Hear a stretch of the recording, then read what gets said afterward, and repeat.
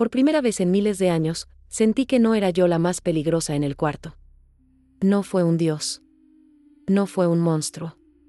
No fue ninguna de las criaturas antiguas que pueblan los márgenes de los mapas donde los cartógrafos escriben, aquí termina lo conocido. Fue una mujer. Una mujer joven que llegó a mi isla en invierno, sola, en una embarcación pequeña, con las manos que no temblaban aunque el oleaje debería haberla volcado 2 veces antes de llegar a la orilla. Venía por algo que yo guardaba. Un nombre grabado en bronce. Un nombre que podía destruir a un hombre poderoso, y con él, una red de crímenes que llevaba 20 años sin respuesta. Yo tenía el poder de negarme. Yo tenía el poder de petrificarla antes de que llegara al umbral. No lo usé. Y cuando entendí por qué no lo usé, cuando vi la arquitectura completa de lo que ella había construido, comprendí algo que nadie en milenios de existencia me había enseñado.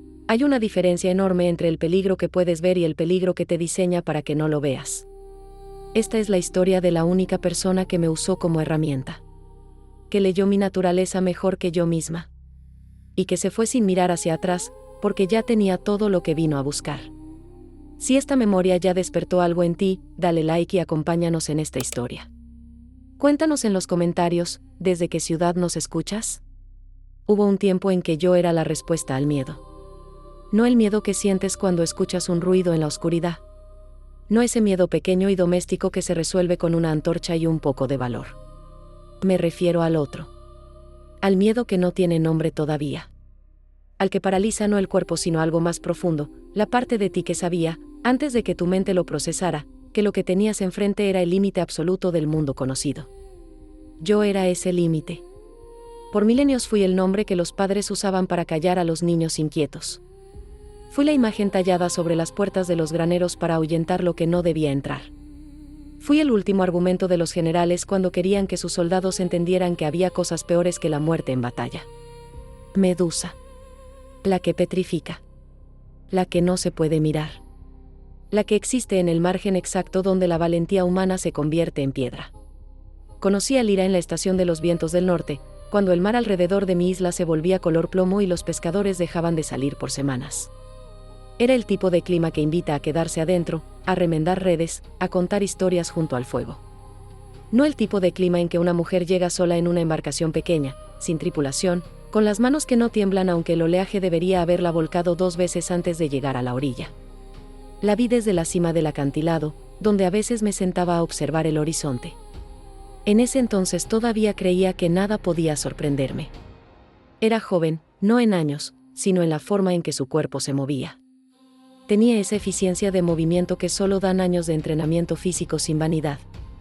No caminaba para ser vista. Caminaba para llegar. Hay una diferencia enorme entre las dos cosas.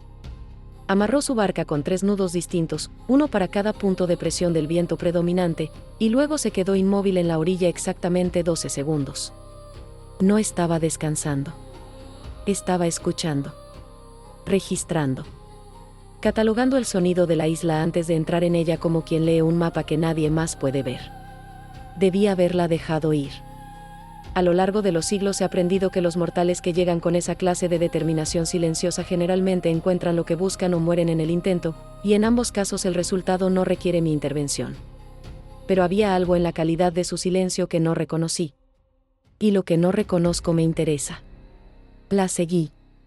No físicamente, eso hubiera sido demasiado evidente. La seguí como sigo la mayoría de las cosas que me despiertan curiosidad, desde los márgenes, desde los ángulos que la luz no alcanza, desde los espacios entre una mirada y la siguiente. El pueblo de la isla, un asentamiento de pescadores y comerciantes menores, unas 40 familias que llevaban 3 generaciones en esa costa, la recibió con la suspicacia habitual que se reserva para los forasteros que llegan fuera de temporada.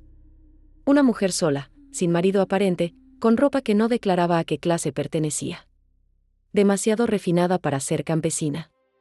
Demasiado práctica para ser noble. El tipo de ambigüedad que los pueblos pequeños procesan mal. Lira lo sabía. Podía verlo en la forma en que eligió dónde pararse en la plaza del mercado, no en el centro, donde hubiera sido el punto de atención natural, sino ligeramente al costado, donde podía ser vista sin parecer que buscaba ser vista. Compró aceitunas a un vendedor viejo que tenía fama de saber todo lo que pasaba en la isla. Le pagó el doble del precio sin regatear, lo cual en ese contexto no era generosidad, era compra de información. El viejo habló durante media hora. Lyra escuchó con una sonrisa exactamente calibrada, lo suficientemente cálida para parecer genuina, lo suficientemente contenida para no parecer desesperada. Cuando el viejo terminó, ella hizo una sola pregunta. No pude escuchar qué preguntó desde mi ángulo. Pero pude ver la reacción del viejo. Sus ojos se desviaron involuntariamente hacia el norte, hacia la elevación donde mi templo llevaba siglos en silencio, y luego volvió rápidamente a la cara de Lyra como si hubiera cometido un error. Ella lo notó. Por supuesto que lo notó. Y en ese momento supe dos cosas. Primero, que había venido por mí. O más precisamente, por algo que yo guardaba. Segundo, que no me tenía miedo. No el miedo calculado de alguien que ha evaluado el riesgo y decidido que vale la pena correrlo. La ausencia total de miedo. Como si la categoría misma no existiera en su arquitectura interna. Eso era nuevo. En todos mis siglos de existencia había encontrado valentía de muchas formas. La valentía desesperada de quien no tiene nada más que perder. La valentía orgullosa del guerrero que prefiere la muerte gloriosa. La valentía calculada del estratega. Incluso la valentía irracional del que simplemente no ha procesado el peligro todavía. Las conozco todas. Lo que Lyra tenía no era ninguna de esas cosas. Esa noche, ella consiguió alojamiento en la casa de una viuda que rentaba habitaciones a viajeros. Pagó por una semana. Comió en silencio. Durmió temprano. No hubo nada notable en sus acciones si se las miraba individualmente. Pero si se miraba el conjunto, la elección de la habitación en la esquina con 2 ventanas, la posición exacta en que dejó sus pertenencias para detectar si alguien las movía, la forma en que probó la comida antes de comerla en cantidad, se veía el patrón. El patrón de alguien que lleva tanto tiempo en movimiento que los protocolos de supervivencia se han convertido en reflejo. Alguien que no ha dormido en un lugar seguro en mucho tiempo. Me pregunté qué le había pasado para llegar a eso. La tablilla de bronce llevaba en mi templo 130 años. Era del tamaño de una mano extendida, con un nombre grabado en caracteres que no eran griegos ni fenicios sino algo anterior, la escritura de un acuerdo hecho entre generaciones, el registro de una deuda que los vivos habían olvidado y los muertos habían llevado al inframundo sin saldarla. El nombre en la tablilla pertenecía a un hombre. O había pertenecido. Los nombres sobreviven a las personas, y ese nombre en particular había sobrevivido a 3 encarnaciones distintas del poder que representaba. No sabía bien por qué lo guardaba. A veces guardas cosas no porque tengan valor sino porque las tienes, y con el tiempo su presencia continuada se convierte en una forma torcida de significado. A la mañana siguiente, Lyra salió al amanecer y subió hacia el norte. Hacia mí. No por el camino que usaban los aldeanos cuando ocasionalmente traían ofrendas, ese sendero largo y sinuoso que bordeaba el acantilado y llegaba al templo por el flanco occidental. Subió por la cara norte, la que nadie usaba porque era más difícil y porque algo en ese camino hacía que los animales se inquietaran y los humanos sintieran ese frío en la nuca que el cuerpo produce cuando sabe algo que la mente todavía no ha reconocido. Lyra subió por esa cara sin detenerse. Sin vacilar. Con el mismo ritmo constante de sus pasos, como si el terreno irregular fuera un detalle menor en un plan que ya contemplaba todos los obstáculos posibles. A mitad del ascenso, en el punto donde el camino pasaba entre 2 formaciones de roca que en ciertos ángulos parecían figuras petrificadas, se detuvo. No porque sintiera miedo. Lo supe de inmediato. Se detuvo porque encontró algo, una marca en la roca. No natural. Grabada. Vieja, pero no tanto como para ser irreconocible. Una señal que alguien había dejado décadas atrás.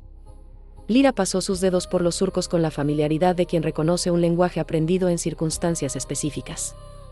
Luego sacó de entre sus ropas un pequeño objeto y lo comparó con la marca en la roca. Asintió una vez. Para sí misma. Sin expresión. Y siguió subiendo. Llegó al umbral de mi templo al mediodía. Se paró en el umbral y no cruzó. No por miedo, sino porque entendía la diferencia entre lo que se puede tomar por fuerza y lo que requiere otra clase de entrada. Sé que estás aquí, dijo. No vine a rogarte. Vine a negociar. Permaneció en silencio durante un momento largo, sin incomodidad. Sin ansiedad. Solo espera. La tablilla de bronce, continuó. El nombre que contiene. Lo necesito. Salí. Me miró. No apartó los ojos. No se paralizó. Sus pupilas se contrajeron levemente, una respuesta biológica involuntaria, y luego se estabilizaron. Como si su sistema nervioso hubiera registrado la información, la hubiera catalogado, y hubiera seguido funcionando. No vine a rogarte, repitió, y su voz no temblaba. Pero sí vine a contarte una historia. Me quedé donde estaba. Y escuché. La historia que contó Lyra duró hasta que el sol empezó a descender. La contó sin dramatismo, en el tono con el que un arquitecto describe planos de un edificio que ya existe, con la distancia técnica de quien ha procesado los hechos hace tanto tiempo que ya no los siente como daños sino como información. Su padre había sido estratego de Atenas. Ejecutado junto a su madre y sus dos hermanos menores por orden de un general llamado Arístides de Corinto, usando una acusación de traición que todos en los círculos correctos sabían que era fabricada. La razón real era más simple. Arístides quería el territorio que el padre de Lyra administraba, y su padre había rechazado la oferta de venderlo. Lyra tenía 12 años cuando sucedió. Estaba fuera de la ciudad, en casa de una tía, cuando llegaron los soldados. Sobrevivió por ausencia. Y sobrevivió los años siguientes por una combinación de factores que enumeró con la misma neutralidad, la tía que le entrenó como a un sobrino varón. Los contactos del padre que todavía tenían deudas de lealtad. Y ella misma, la capacidad que había descubierto en sí misma para operar sin el peso emocional que paraliza a la mayoría de las personas cuando pierden lo que aman. No lloro por ellos desde hace 8 años, dijo. No porque los haya olvidado, sino porque entendí que el llanto consume el tiempo que necesito para lo que viene después. ¿Y qué viene después?, pregunté. Arístides. Pausa breve. El nombre en tu tablilla es el de la persona que firmó la orden. No el general, ese lo tengo. La persona que redactó el documento legal que dio apariencia de legitimidad a la ejecución. Ese nombre nunca fue público.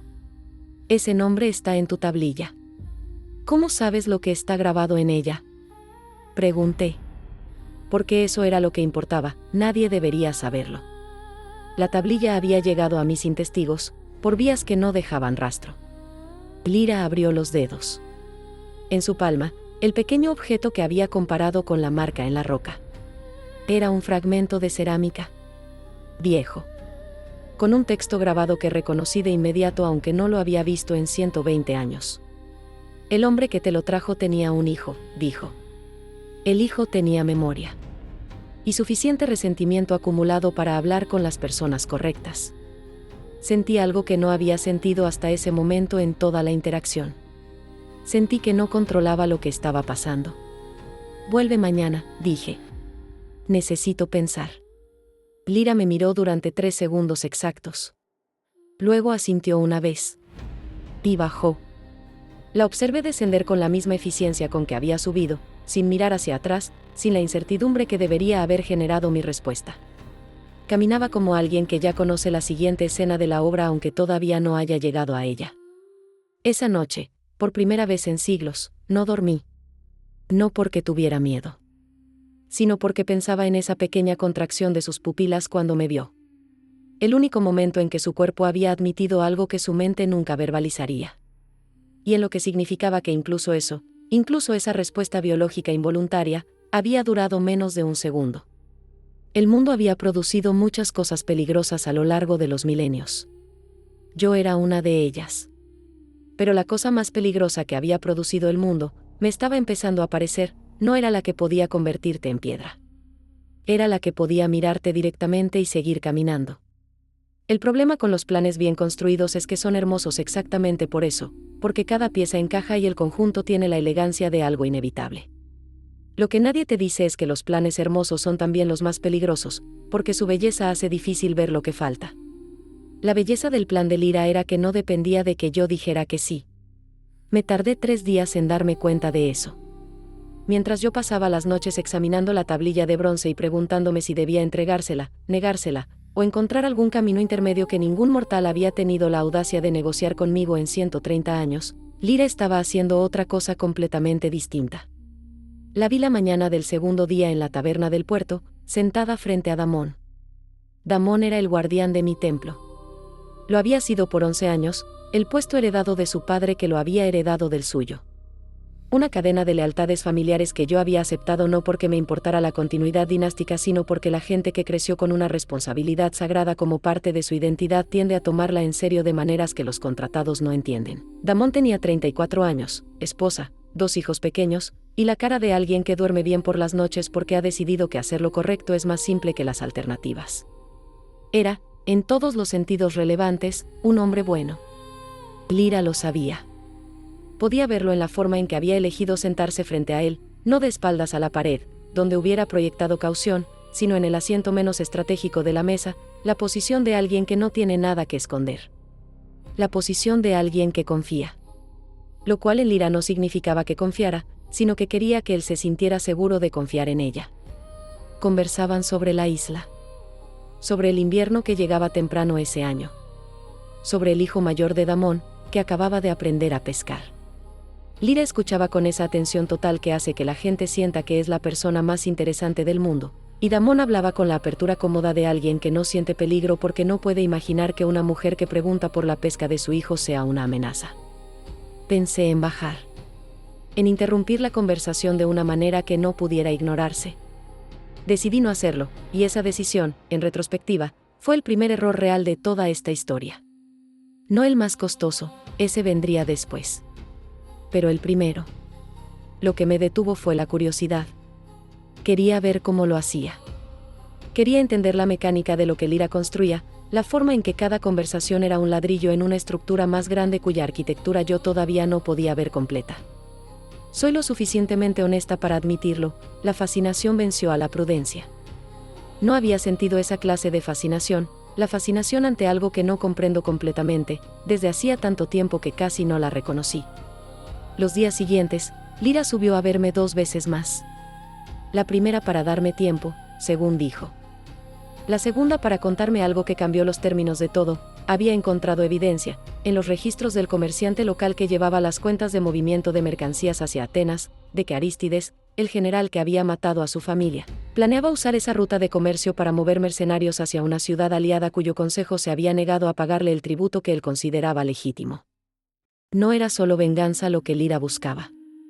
El nombre en la tablilla pertenecía al funcionario jurídico que podía invalidar retroactivamente la condena de su padre, y al hacerlo, desactivar el argumento legal que Arístides necesitaba para justificar la confiscación del territorio. Sin ese argumento, la red de alianzas que sostenía la operación de mercenarios colapsaba. El general podía ser derrocado no con sangre sino con documentos. Era brillante. Era completamente plausible.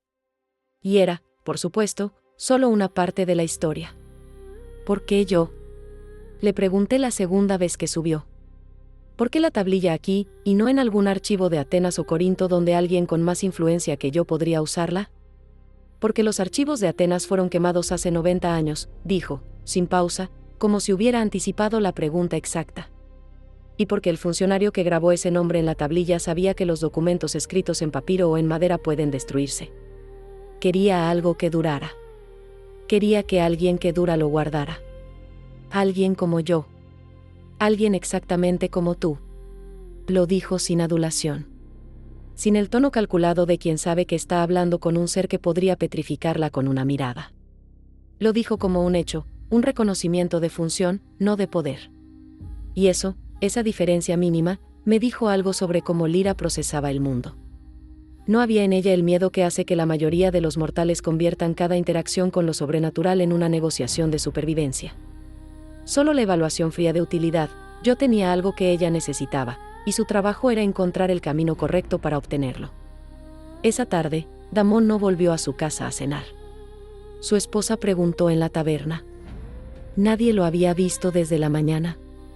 Para el atardecer, cuando el cielo sobre el mar se volvía ese color anaranjado oscuro que en esa isla siempre me pareció demasiado dramático para ser completamente natural, la búsqueda ya incluía a 6 hombres con antorchas y el sonido de los nombres gritados que nunca llegan a su destino. Lo encontraron al día siguiente, al amanecer, en el camino que sube por la cara occidental del acantilado.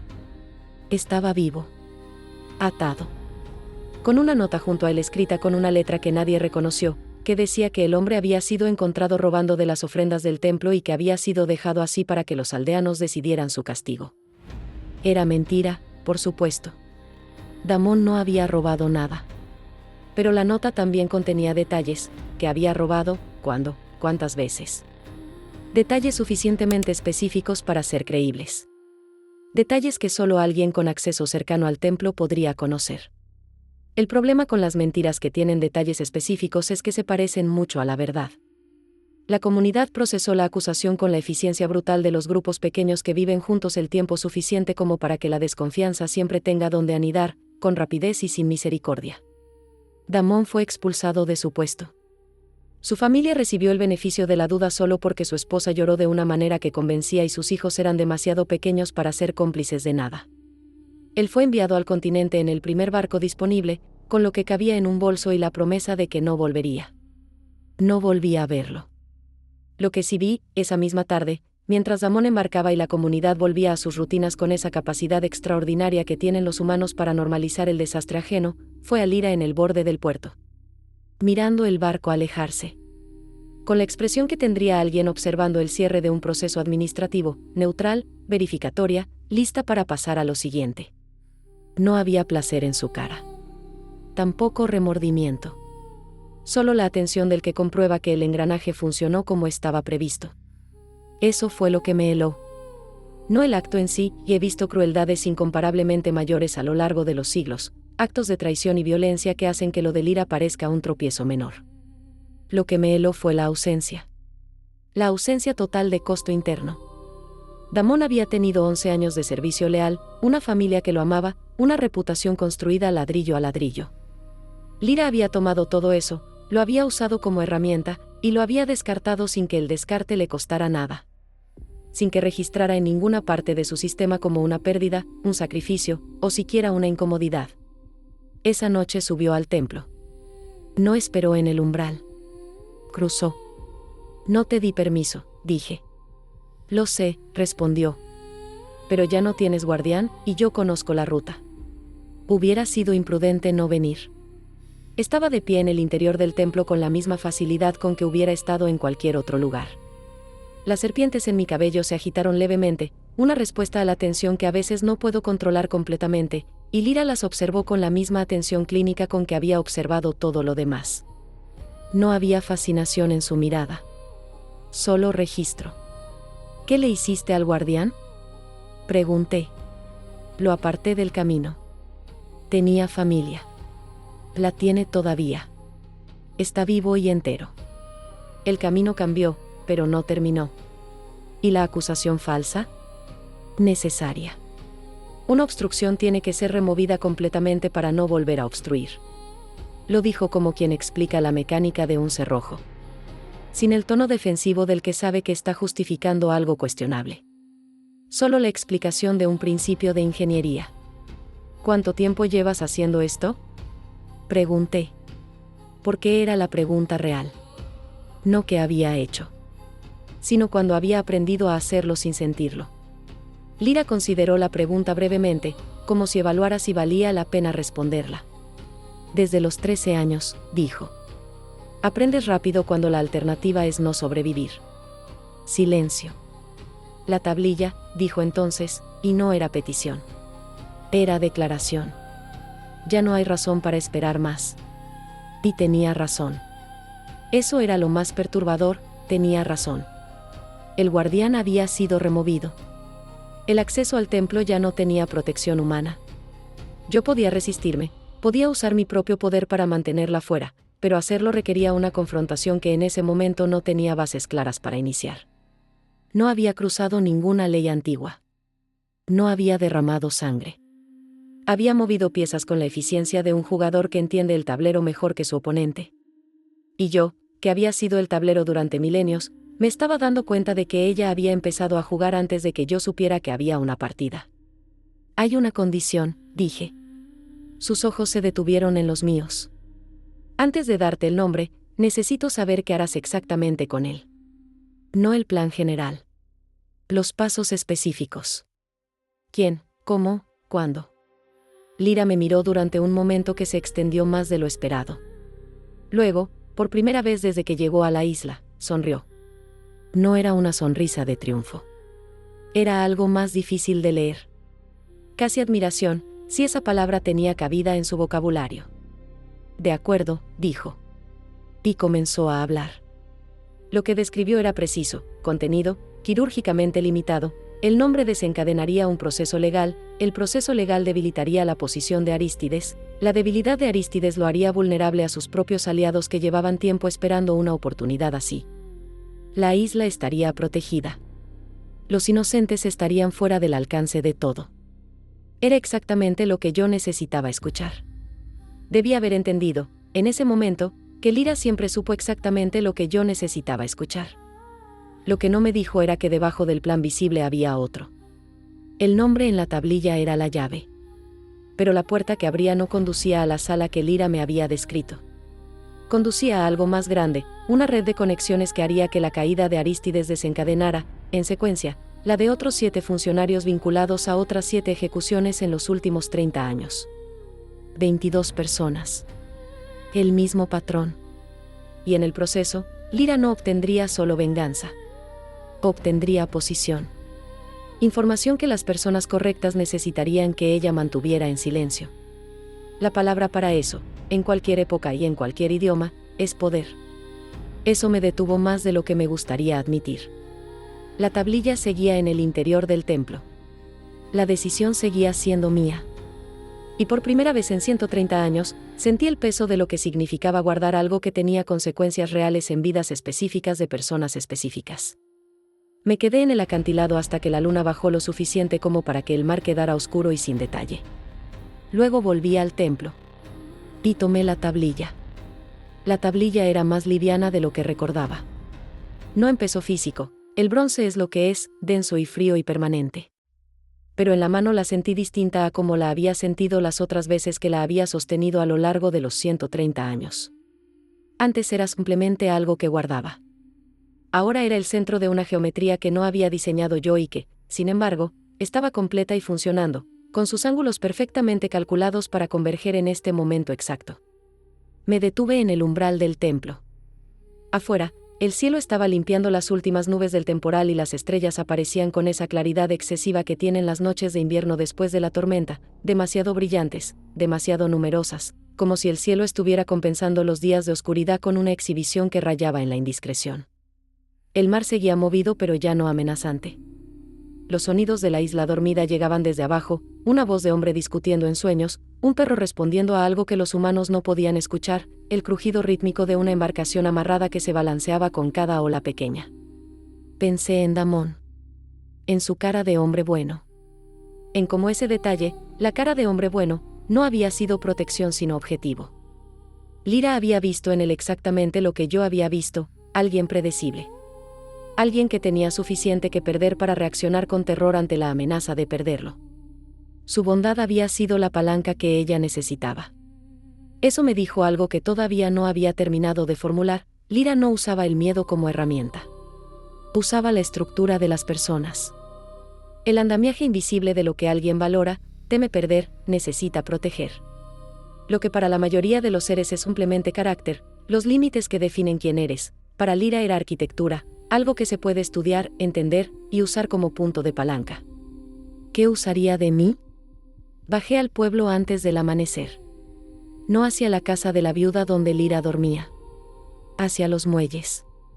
Quería ver el barco que había llegado esa tarde, el que traía al hombre del Peloponeso, el que traía el papiro con los nombres. Quería entender el tamaño de lo que Lyra había puesto en movimiento antes de llegar a mi isla. La escala real de la operación. El barco era mediano, de carga, con el tipo de aspecto anodino que se logra deliberadamente, sin banderas, con pintura reciente que cubría los colores originales, con la clase de suciedad estratégica distribuida de manera demasiado uniforme para ser accidental. Un barco diseñado para ser olvidado. El hombre del Peloponeso ya no estaba a bordo, se había ido en cuanto entregó el papiro, en la misma barca en que llegó, como si cada minuto en la isla fuera un minuto de riesgo innecesario. 3 marineros dormían a bordo. Ninguno sabía para quién trabajaban. Lo sé porque los escuché conversar antes de dormirse, hablaban de lo que harían con el pago cuando llegaran a tierra firme. De mujeres concretas. De vino concreto. De la abstracción de estar pronto en otro lugar. Hombres que habían aprendido que lo que no sabes no puede usarse contra ti. Lyra había construido eso también. Una red donde cada componente conocía solo su pieza. Volví al templo al amanecer. Lyra llegó poco después de que el sol alcanzara el nivel de las columnas. Esta vez no esperó en el umbral. Entró con la misma facilidad de la noche anterior, con la misma facilidad, pensé, con que entraría a cualquier lugar que hubiera decidido que era tiempo de entrar. Llevaba las manos vacías. No traía nada para intercambiar, no traía argumento nuevo. Solo la presencia estable de quien ha llegado al punto de la conversación donde las palabras ya hicieron su trabajo y lo que queda es simple. ¿Tienes la tablilla?, preguntó. La tengo. ¿La vas a dar? Me tomé un momento. No por indecisión, sabía lo que iba a decir, sino porque quería que el peso del momento tuviera espacio de existir antes de que las palabras lo disolvieran. No, dije. Lyra no movió un músculo. ¿Por qué? Porque lo que describes como proceso legal tiene al final un paso que no mencionaste. Y ese paso no afecta solo a Arístides y a Filón de Megara. Silencio. Afecta a esta isla, continué. Los aliados de Arístides van a buscar la fuente del documento. Y cuando la busquen, van a encontrar el rastro que lleva hasta aquí. Hasta los comerciantes que movieron información. Hasta la viuda que te hospedó. Hasta los pescadores que vieron tu barca llegar. Es un riesgo calculado, dijo Lyra. Para ti. Para ellos es consecuencia sin cálculo. No eligieron estar en el margen de tu operación. El primer destello de algo en su cara. No emoción, exactamente. Pero sí reconocimiento, había llegado al argumento que yo había decidido usar, y lo estaba evaluando en tiempo real para determinar si era genuino o estratégico. ¿Cuántos?, dijo. ¿Cuántos qué? ¿Cuántos habrá que proteger específicamente para que aceptes dar la tablilla? La pregunta me golpeó de una manera que no esperaba. No porque fuera cruel, aunque lo era, en la frialdad de su formulación, sino porque era correcta. Estaba ofreciendo negociar la protección de inocentes como una variable en una ecuación, poniendo precio a lo que debería ser un absoluto. No funciona así, dije. ¿Cómo funciona, entonces? La tablilla no sale de aquí si hay posibilidad de que su uso cause daño a personas que no tienen parte en esto. Entonces nunca sale de aquí, dijo Lyra. Porque toda acción tiene consecuencias en personas que no pidieron ser parte. Eso no es una razón para no actuar. Es solo la descripción del mundo. Tenía razón. Eso era lo que hacía imposible discutir con ella en términos convencionales, siempre tenía razón en los hechos. El mundo funciona exactamente como ella lo describía. La diferencia entre nosotras no era de comprensión de la realidad. Era de lo que decidíamos hacer con esa comprensión. Voy a destruirla, dije. La tablilla. La iba a destruir. Era la única forma de cerrar esto completamente. Lyra me miró. Y por primera y única vez en todo el tiempo que la conocí, vi algo en su cara que no era cálculo. Era furia. Controlada, inmediata, resuelta, como todo en ella. Pero furia. El sistema emocional que yo había creído completamente desactivado en su arquitectura interna mostraba su único punto de acceso, el objetivo. La meta. Lo que habían sido 8 años de preparación llegando a un final que ella no había calculado como posible porque no había calculado que yo elegiría destruir lo que guardaba. Si haces eso, dijo, y su voz había cambiado apenas, el filo de algo duro debajo de la superficie, el nombre de Filón de Megara desaparece para siempre. Los otros casos siguen sin resolverse. Las otras familias no obtienen nada. Lo sé. Estás eligiendo proteger a personas que nunca sabrán que las protegiste, sobre la justicia de personas que llevan décadas sin tenerla. Lo sé. ¿Y aún así? Aún así. Los ojos de Lyra me sostuvieron durante un momento largo. Las serpientes en mi cabello se aquietaron como si el momento requiriera silencio absoluto. Afuera, el viento había cedido completamente y el mar estaba plano y brillante bajo el sol de la mañana. Entonces sucedió lo que llevo milenios recordando. Lyra dio un paso adelante. No hacia atrás. Hacia adelante. Extendió la mano, no pidiendo, no amenazando. Solo extendiendo la mano con la precisión de quien ejecuta la última opción de un plan que tenía varios niveles de contingencia, y en ese gesto comprendí lo que debía haber comprendido antes, no había venido solo por la tablilla. Había venido con un protocolo completo. y el protocolo incluía que, si llegábamos a este punto, ella intentaría tomársela. No con violencia. Eso también estaba calculado. Sabía que la violencia no funcionaría contra mí. Con algo diferente. Mírame, dijo. Y la voz que usó era distinta. No el tono técnico de las negociaciones. Algo más abajo, más directo. La voz de alguien que por primera vez en mucho tiempo iba a decir algo que costaba. Tenía 12 años, dijo. Tenía 12 años y estaba en casa de mi tía aprendiendo a bordar porque eso era lo que las niñas aprendían, y cuando llegó el mensajero con la noticia no lloraron delante de mí porque pensaron que protegerme era no dejarme saber todavía. Pero yo lo supe. Lo supe antes de que dijeran nada porque el mensajero tenía la cara que tienen las personas cuando traen algo que va a romper el mundo de alguien. Y el mundo se rompió y nadie me dejó siquiera ir a ver dónde los habían enterrado porque los habían enterrado rápido, sin ceremonias, como se entierra lo que es conveniente olvidar. Hizo pausa. No pido que me entiendas. No pido compasión. Pido la tablilla. Y te estoy diciendo, por primera vez en esta conversación, lo que esto realmente es para mí. Las serpientes en mi cabello se aquietaron completamente. Lo que Lyra había hecho, en ese momento, era lo único que podía haber hecho para hacerme dudar, mostrarse. Un gesto calculado, sí, todo en ella era calculado. Pero el material que usó para el cálculo era real. El dolor era real. Y usarlo como herramienta no lo hacía menos verdadero. Sostuve la tablilla durante un segundo más. Luego la rompí. No con dramatismo, no la arrojé al suelo ni la golpeé contra la columna más cercana. La tomé con ambas manos y apliqué la presión exacta necesaria sobre los puntos de fractura naturales del metal, y el bronce se dio con un sonido seco y sin eco, partiéndose en 3 piezas que cayeron sobre la piedra del templo con un ruido que sonó más pequeño del que merecía. El nombre de Filón de Megara desapareció para siempre. Lyra no se movió. Miraba los fragmentos en el suelo. 3 piezas de bronce que eran, en ese momento, el final de 8 años de trabajo. Luego levantó la vista hacia mí. Y sonrió. No la sonrisa de antes, aquella que rozaba la admiración. Esta era diferente. Esta era la sonrisa de alguien que sabe algo que el otro todavía no sabe que sabe. Sabía que podías hacer eso, dijo. Silencio. Y también sabía que lo harías. Hice silencio durante lo que debió parecer mucho tiempo desde donde ella estaba, aunque para mí fue solo el lapso necesario para procesar lo que había dicho. Explícate, dije. Memoricé el nombre hace 4 días, dijo Lyra. La primera vez que subí al templo. Mientras tú considerabas si debías recibirme o no, yo estaba en el umbral. Y en el umbral hay una línea de visión directa al interior, hasta el nicho donde guardas la tablilla. Tenía que ser el nicho, era el único punto con sombra constante, el único lugar que no cambia con el movimiento del sol. Cuando saliste, te moví exactamente 3 pasos a la derecha. La luz entró desde el ángulo correcto. Hizo pausa. El nombre es Filón. Filón de Megara. Funcionario jurídico, ahora retirado, con residencia conocida. Lo tengo grabado aquí.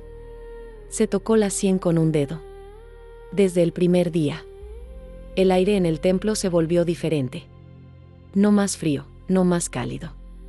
Solo diferente, con la clase de quietud que precede a algo que no tiene nombre todavía. Entonces, dije. Toda la negociación. Necesaria para entender si eras el tipo de guardiana que destruiría la tablilla si sentía suficiente presión moral. Pausa breve. Eres exactamente ese tipo. Lo supe cuando pregunté por el guardián. La forma en que mencionaste su familia. Ahí supe que si te forzaba a elegir entre el objetivo y los inocentes, elegirías los inocentes. Y calculaste que yo destruiría la tablilla. Lo calculé como posibilidad desde el principio. Por eso memoricé el nombre el primer día. La tablilla era el plan A. Tu decisión de destruirla era el plan B. Ambos llevan al mismo resultado, yo tengo el nombre. La geometría perfecta de eso, la ausencia de fisura en ningún punto, hizo que las serpientes en mi cabeza se tensaran de una manera que llevaba siglos sin sentir. Había sido leída completamente. Mis propios valores habían sido el mecanismo que la operación necesitaba para funcionar. Fui a moverme hacia ella. No con violencia declarada, pero con la intención clara de que la conversación había terminado y que había consecuencias por lo que acababa de describir. Lyra no retrocedió. No te conviene, dijo, y su voz no subió ni bajó. Si me detienes aquí, las personas que vienen después de mí no van a tener mis límites. Yo llegué a esta isla con un objetivo específico. Lo tengo. Me voy. Los que me sucedan, y siempre hay alguien que sucede, van a venir sin la misma contención.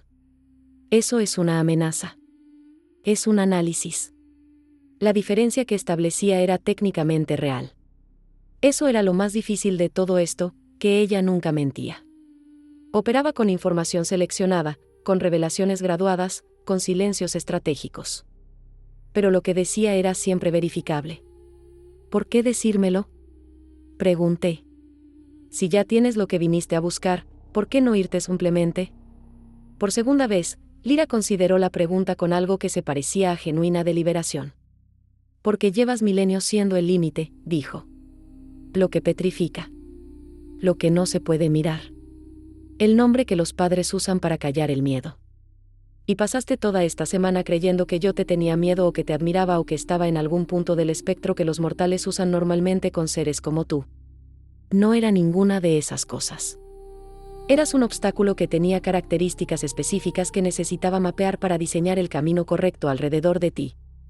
Hizo pausa. Y entonces dijo algo que no esperaba. Pero también quería que lo supieras. No sé exactamente por qué. Quizás porque sería extraño no decírselo a la única criatura que podría haberme detenido y eligió no hacerlo.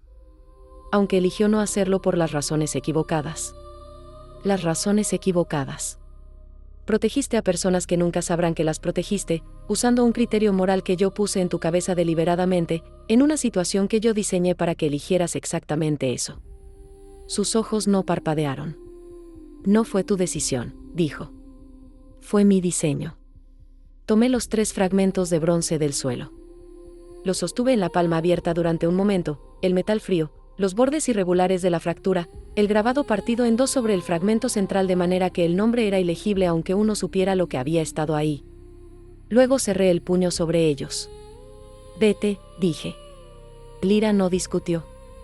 No celebró. Dio media vuelta con esa eficiencia de movimiento que era su firma constante y caminó hacia el umbral. En el umbral se detuvo un momento, de espaldas, sin mirarme, y dijo algo más. La isla estará bien. Eso sí era verdad. No tenía motivo para dañarla y varios para no hacerlo. La gente que buscará el rastro del documento legal mirará hacia Atenas, no hacia aquí. Lo diseñé así. ¿Por generosidad?, pregunté, y no pude evitar que la pregunta tuviera un filo. Por eficiencia, dijo. Los daños colaterales innecesarios crean enemigos innecesarios. Y salió. La observé bajar desde el acantilado por última vez. Su figura menguando con la distancia, la misma cadencia constante de sus pasos, la espalda recta. No miró hacia atrás. Nunca miró hacia atrás. Sostuve los fragmentos de bronce en el puño cerrado durante un tiempo largo. El metal se fue entibiando con el calor de mi mano, o lo que en mí funciona como calor, y ese cambio mínimo, ese pasaje del frío al tibio, fue de alguna manera lo más concreto de todo lo que había pasado. El nombre de Filón de Megara había existido grabado en ese metal durante 130 años. Ahora era 3 pedazos de bronce sin texto legible. Pero el nombre seguía existiendo, intacto y preciso, en la memoria de una mujer que ya navegaba de regreso al continente. Había destruido algo irreemplazable para no cambiar nada. Filón de Megara murió 22 días después. Lo supe porque el viento del continente trae noticias y sabes escucharlo, no en palabras, sino en la textura de lo que lleva, el olor de las ciudades en tensión, la vibración particular del aire cuando algo grande se ha movido en el tablero de los hombres. Murió en su casa, según llegó a mis oídos por vías oblicuas, de una causa que los registros oficiales llamarían natural pero que las personas que conocían su historia describirían con la vaguedad cuidadosa de los que saben que la precisión en ciertos temas es peligrosa. Arístides siguió vivo ese mes y el siguiente.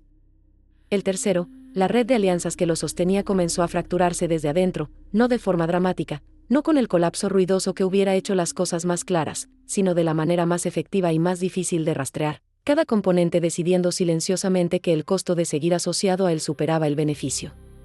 Una traición sin traicioneros. Una caída sin empujón visible. No pude rastrear la mano de Lyra en nada de eso. Eso también era parte del diseño. La isla siguió igual. La viuda que había hospedado a Lyra siguió rentando habitaciones a viajeros. El mercader que le había vendido aceitunas siguió sabiendo todo lo que pasaba en el pueblo. El barco de carga que había traído al hombre del Peloponeso nunca volvió. Nadie vino preguntando por rastros de documentos o fuentes de información. La operación había sido lo suficientemente limpia como para no dejar huellas que llevaran hasta aquí. Lyra había cumplido lo que prometió. Eso, de alguna manera, era lo más difícil de acomodar.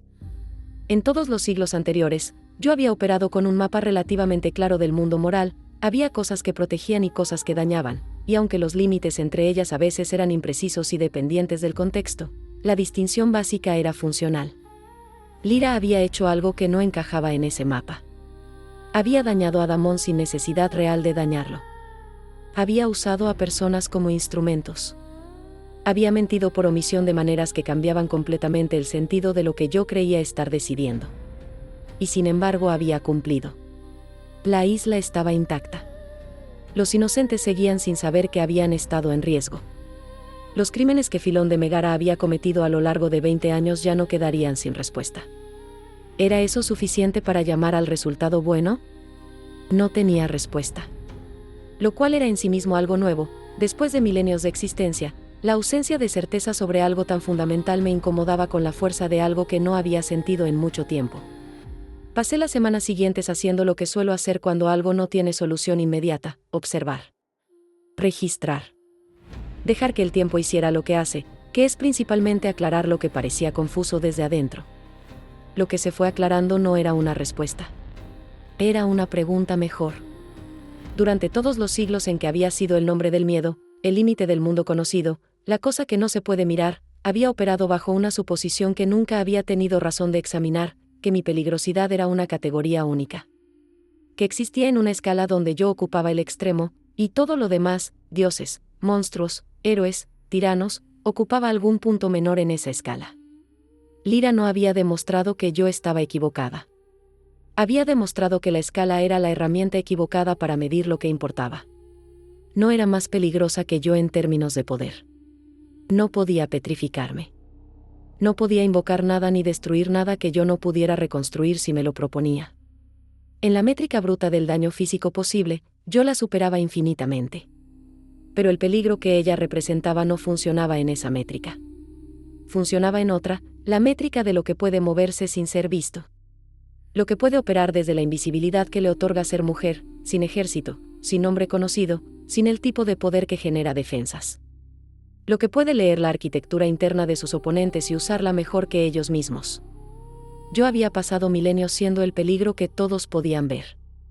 Que todos podían apuntar. Hacia el que todos podían construir defensas, armas, estrategias. Mi peligro había generado sus propias protecciones porque era visible. El de Lyra no generaba protecciones. No podía generarlas porque nadie sabía que existía. Eso era lo que la hacía más peligrosa. No el poder. La invisibilidad. Meses después, cuando el invierno ya cedía a la primera tibieza del año nuevo y los pescadores volvían a salir antes del amanecer, recibí algo inesperado. Un mensajero. No de Lyra, ella no usaría mensajeros, eso ya lo sabía. Sino de alguien que ella había enviado a buscarme de una manera que no requería mensajero pero que usó uno de todas formas, lo cual en sí mismo era un mensaje, que podía permitirse gestos que no eran estrictamente necesarios. El mensajero era joven, asustado como cualquier mortal que se acerca a mi templo por primera vez, y traía consigo una cosa pequeña envuelta en tela, un fragmento de cerámica. No el mismo fragmento que Lyra había traído cuando llegó a la isla. Uno nuevo. Con un texto grabado en el mismo estilo, los mismos caracteres que no eran griegos ni fenicios sino algo anterior. El texto decía: la deuda de Damón ha sido pagada. Su familia está en Atenas. Tiene trabajo. Nada más. Sin firma. Sin explicación de por qué lo hacía. Sin el tipo de justificación que hubiera dado a entender que necesitaba que yo pensara bien de ella. Solo el hecho. Lo sostuve durante mucho tiempo. El fragmento de cerámica era pequeño y liso y frío, con los bordes desgastados de algo que había viajado lejos. Pensé en Damon, en su cara de hombre bueno, en el bolso con lo que cabía y la promesa de no volver. En lo que habría significado para él y para su familia el tiempo entre ser expulsado de la isla y encontrar trabajo en Atenas. No habría sido fácil. Probablemente no lo habría sido de ninguna manera. Pero había terminado. Guardé el fragmento junto a los 3 pedazos de bronce de la tablilla rota. Los 4 objetos quedaron en el nicho, el mismo nicho donde la tablilla había estado 130 años, el mismo nicho desde donde Lyra había leído el nombre con la luz del sol entrando desde el ángulo correcto. El nicho ahora guardaba el resultado de lo que había pasado, un objeto destruido y el registro de una deuda parcialmente saldada. No era lo mismo que lo que había guardado antes. Era diferente. Más complicado. Más honesto, quizás, sobre la naturaleza de las cosas que se guardan y por qué. Pasaron años. Pasaron décadas, luego siglos. Oí el nombre de Lyra una vez más, mucho tiempo después, en la historia que contaba un viajero de paso que había escuchado la historia de una estratega sin nombre que había desmantelado desde adentro una red de corrupción ateniense con un proceso legal impecable, sin violencia declarada, sin dejar rastro de su identidad. El viajero contaba la historia con admiración, sin entender que la persona que describía ya era vieja cuando el proceso terminó, y que para entonces probablemente había iniciado 3 o 4 operaciones más con la misma eficiencia. No supe cuándo murió. No supe si murió de manera ordinaria o si encontró algo en algún punto que finalmente la detuvo. No supe si alguien lloró por ella o si, habiendo elegido la eficiencia sobre el vínculo, había llegado al final sin nadie que sintiera su ausencia como una fractura en el mundo. No supe ninguna de esas cosas. Lo que supe con la certeza que solo dan los siglos de ver el mundo cambiar sin que sus mecanismos fundamentales cambien, es esto: yo había conocido dioses. Había conocido monstruos. Había conocido tiranos y santos y personas que contenían ambas cosas simultáneamente. Había conocido seres con poderes que hacen que los míos parezcan domésticos. Había conocido el amor que construye y el odio que arrasa y todo el espectro entre los dos. Pero nunca había conocido algo como Lyra. No porque fuera malvada, la maldad tiene sus propias categorías, sus propios límites, su propio código que a veces se puede leer aunque no se pueda aprobar. Sino porque era eficiente de una manera que no reconocía la categoría de límite. Que procesaba los absolutos morales como variables en una ecuación que se resolvía siempre en términos de resultado. Y la segunda verdad, la que es más difícil: hay algo en el mundo que produce a las Lyras. No la excepcionalidad de su inteligencia, eso es real pero no es la causa. Sino la presión específica que se ejerce sobre las mujeres que no tienen permiso de existir en ningún otro registro que no sea la invisibilidad y la eficiencia.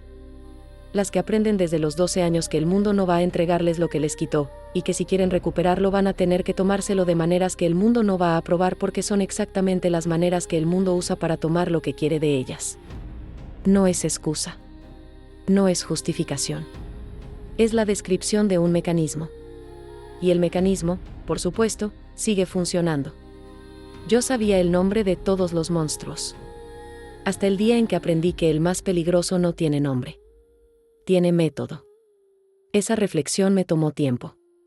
No porque fuera difícil de entender, sino porque entenderla cambiaba algo, la suposición de que el peligro siempre sería visible. De que siempre vendría desde un lugar que yo podía identificar.